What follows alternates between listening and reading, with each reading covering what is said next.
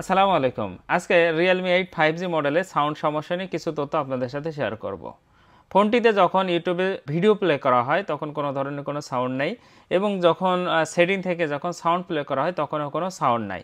এক্ষেত্রে আমরা কি করতে পারি? আইসি থেকে সমস্যা নাকি রেবন থেকে সমস্যা নাকি মাইক সমস্যা, টোটাল A to Z আমরা ভিডিওতে দেখব। তো আশা করি শুরু থেকে ভিডিওটি দেখবেন।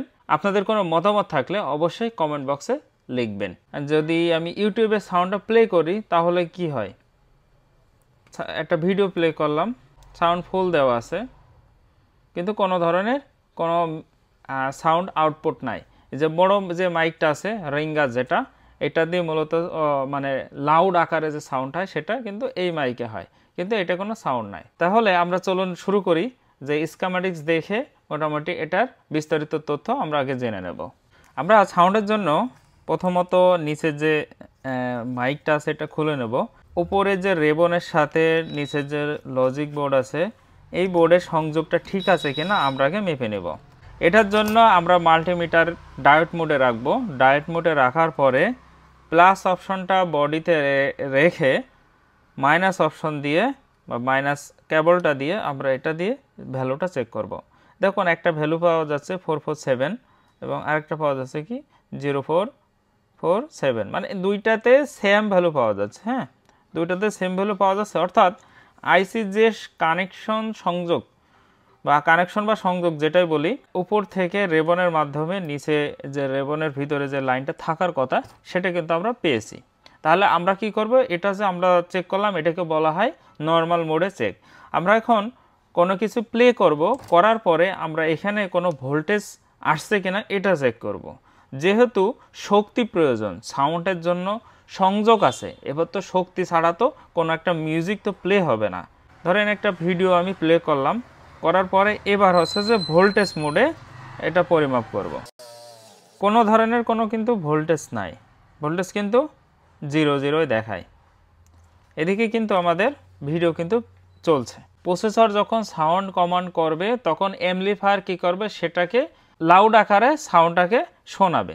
তা সেটার জন্য এই মাইকটা কাজ করে। এই মাইকটা চালানোর জন্য কিন্তু হাই ভোল্টেজ প্রয়োজন। সেখানে আমরা যখন অডিও সেকশনে ভোল্টেজ চেক করি তাহলে ভোল্টেজ আমরা পেয়েছি কোনোটায় 2.5 ভোল্টেজ, কোনোটায় হচ্ছে 3.7 ভোল্টেজ, কোনোটায় 1.8 ভোল্টেজ, দুইটা লাইনে থাকে কিন্তু এখানে কোনো ভোল্টেজ নাই। তা সেক্ষেত্রে আমরা কি করতে পারি? আমরা করব কি, এখন হচ্ছে যে ফোনের যে অডিও সেকশন আছে আমরা স্কিমেটিক্স দেখে অডিও সেকশনের যে শিল্ড আছে এটা আমরা উঠিয়ে ফেলবো। স্কিমেটিক্সে দেখুন যে এখানে ভোল্টেজ কেমন কাজ করছে। এটা কিন্তু একটা অডিও আইসি। ভিপিএস পাওয়ারে যে ভোল্টেজটা এই কয়েলের ভিতর দিয়ে পার করে তারপরে এই আইসির ভিতরে প্রবেশ করে, এটা কিন্তু ইন ভোল্টেজ। আর এর আউটপুট ভোল্টেজ কোনটা? এই যে এখান থেকে speaker out M, speaker out P, এটা হচ্ছে যে একটা বেসিক যে ডায়াগ্রাম আছে সেটা বলা হয়। এখানে কিন্তু একটা অ্যানাবল লাইন আছে, অডিও পিএ রিসেট। এই রিসেট লাইনটা যদি মানে এনেবল না হয়, এখানে যদি প্রসেসর কমান্ড না করে তখন কিন্তু আইসিটা কাজ করবে না। সিপো সেকশনে যে শিল্ড আছে আমরা এটা উঠাবো, যেহেতু অডিও আইসি এখানে আছে।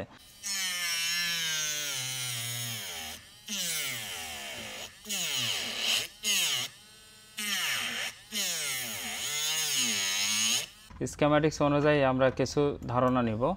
আমরা প্রথমত এখানে যে ভিপিএস পাওয়ারটা কয়েল পাস হয়ে আইসির ভিতর যাচ্ছে এখানে এটা খেয়াল করব, এবং এখান থেকে এই যে অডিও লুল পি, অডিও লুল এন আর অডিও পি এর রিসেট, আমরা এই আইসিটা উঠানোর পর এই লেগগুলো ঠিকঠাকভাবে জিআর আছে কিনা এটা চেক করব।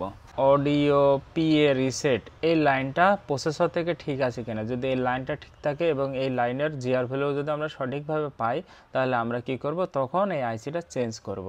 তো আমরা ফোনটা আরেকবার অন করে নিই। অন করার পরে আমরা কিছু একটা প্লে করি। আমরা এখান থেকে একটা কিছু প্লে করলাম, করার পরে সাউন্ডের ভোল্টেজটা কীরকম আছে সেটা আছে একটু দেখে নিই, চেক করে নিই। এখানে কিন্তু ভোল্টেজ ইন ভোল্টেজ ঠিক আছে, কিন্তু আর কোনো ভোল্টেজ আমরা কিন্তু ঠিকঠাক দেখছি না।